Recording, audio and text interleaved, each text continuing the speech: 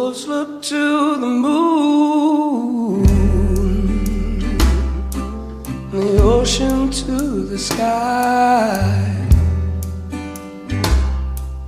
I've looked to you my whole life.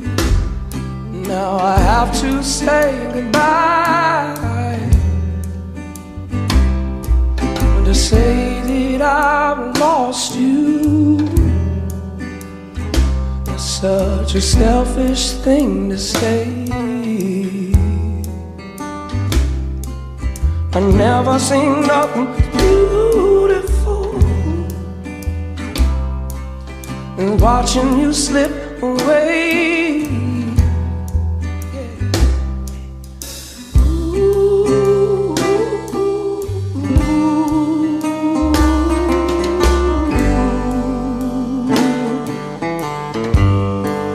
I'd rather see you go in the arms of your angel than to keep you right here with me. I'll meet you on the other side of the Jordan. Now let your soul go free.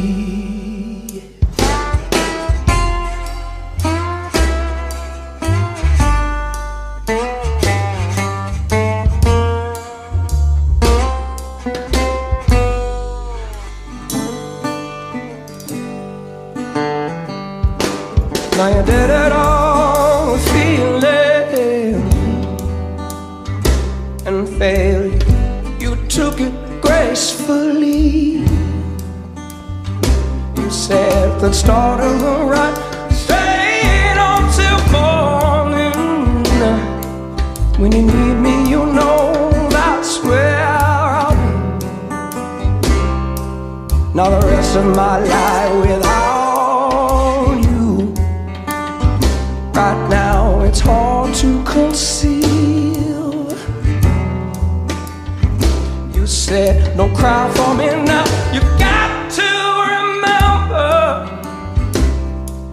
there is no death for those that believe.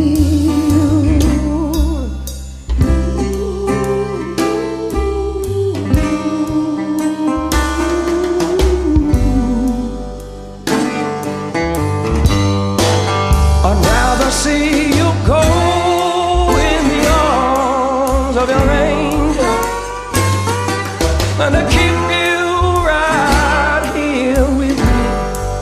I'll meet you on the other side of the Jordan. Now let your soul go free. Let your soul go free.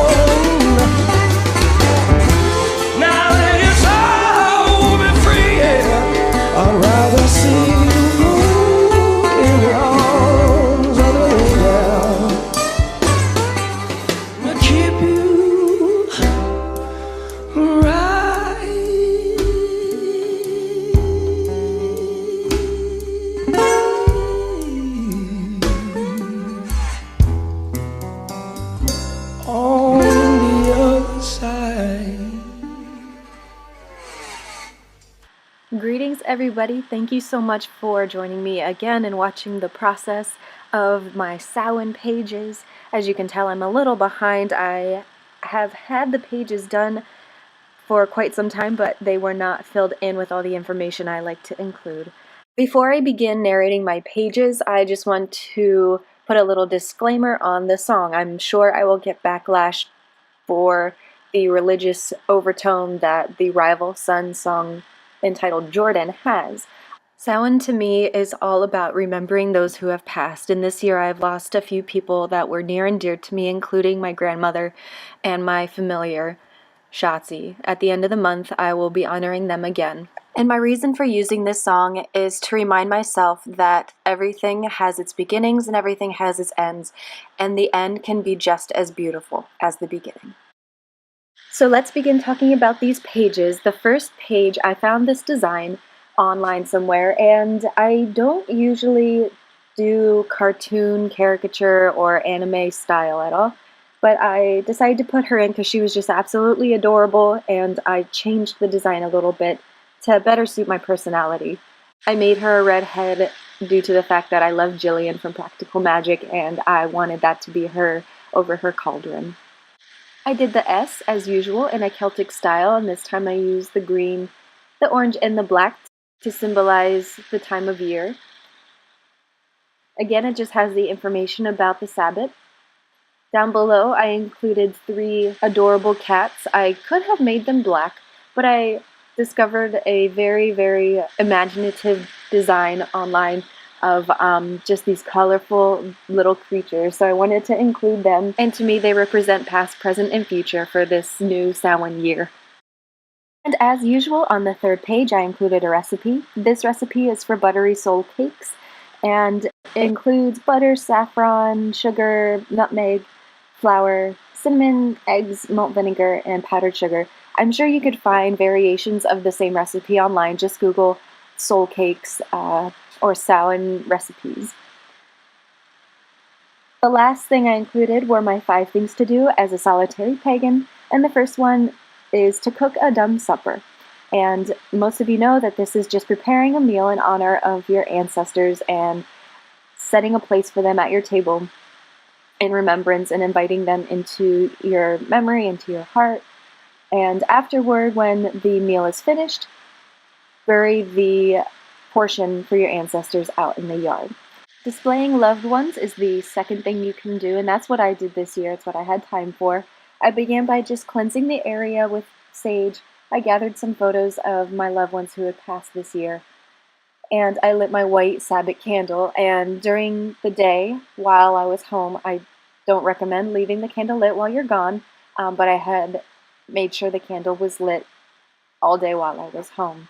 And just keep them in your mind and try to be aware and attentive of their presence around you on this day. Hold a fire watch. This is also something you can do. I wouldn't recommend leaving candles lit while you're gone or fires lit while you're gone, but if you're prepared to stay up all night and have the fire, this sounds absolutely wonderful. Fourth is to eat a pomegranate or carve a pumpkin, and the pomegranate is in effect with Persephone's choice to eat the seeds, and carving pumpkins is another way to ward off the spirits that have kind of lost their way or they roam from place to place. This is usually my yearly tradition. I'm sure everyone has their own thing they carve. People carve turnips or they carve apples.